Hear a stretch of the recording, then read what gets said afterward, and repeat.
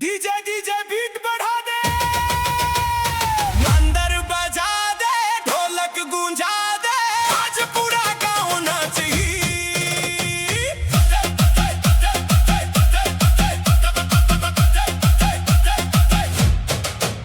आना हाथ में धर के, मुस्का दे मन भर के, तोरे एक छन मुस्कान ले, दिल उड़ गए फर फर के।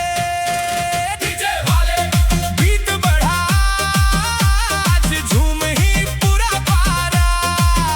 डीजे वाले बीट बढ़ा, आज झूम ही पूरा पारा। हाट बाजार में देखे वंतोला, लाल चुनरी झूलत रही, नजर मिलिस बस एक बेर, दिल मोर धक धक करत रहीस। पायल के छन छन बजे, चूड़ी खन खन बोले, तोर संग नाचे बर मन, रात भर मचले।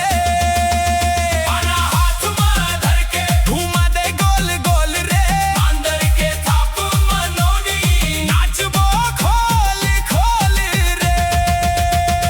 सुन नोनी, सुन नोनी, सुन नोनी, सुन नोनी, सुन नोनी,